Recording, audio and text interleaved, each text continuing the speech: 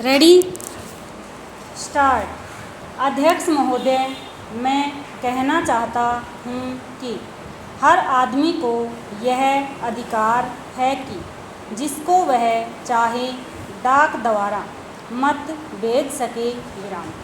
ऐसा तो नहीं है कि सभी मत किसी एक अधिकारी के सामने ही इकट्ठा करके भेजे जाते हैं।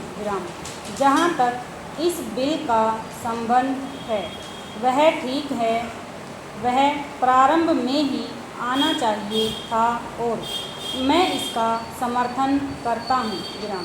मैं इस सदन के माननीय सदस्यों से भी निवेदन करता हूँ कि इस बिल को पास कर दिया जाए। खेती में उन्नति न होने के कारण क्या है? उसका एक कारण यह है कि खेती से संबंधित जितने विभाग हैं उनमें आपस में समन्वय नहीं है।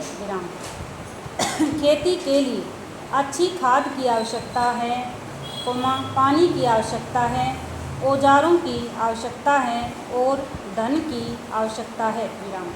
इन सारी चीज़ों के लिए अलग अलग विभाग हैं। मालूम ऐसा पड़ता है कि उनका आपस में कोई संबंध नहीं है।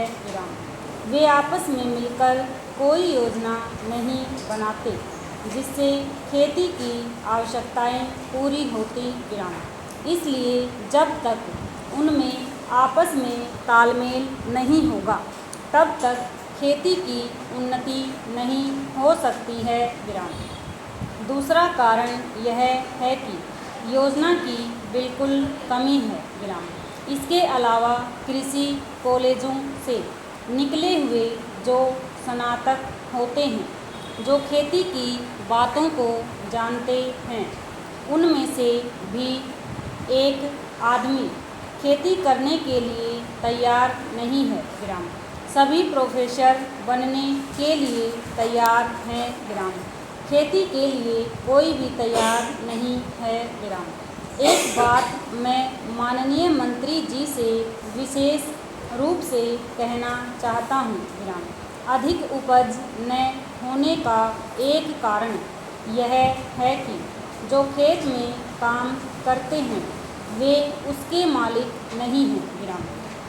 खेत किसी और का है और काम कोई और कर रहा है। इसलिए मेरा कहना यह है कि किसानों में जब तक यह भावना पैदा नहीं होगी कि यह मेरी भूमि है तब तक अधिक उपज नहीं हो सकती है। इसके लिए आप जब तक भूमि सुधार नहीं करेंगे तब तक कोई बात बनने वाली नहीं है। दुर्भाग्य से इस देश में खेती करने वाले बहुत कम लोग ही भूमि के स्वामी हैं। पैराग्राफ।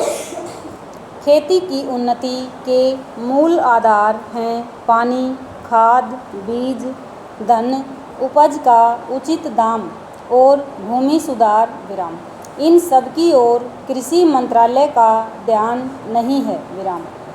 सरकार को प्रत्येक खेत को पानी और हर आदमी को काम देना सुनिश्चित करना चाहिए। ओवर।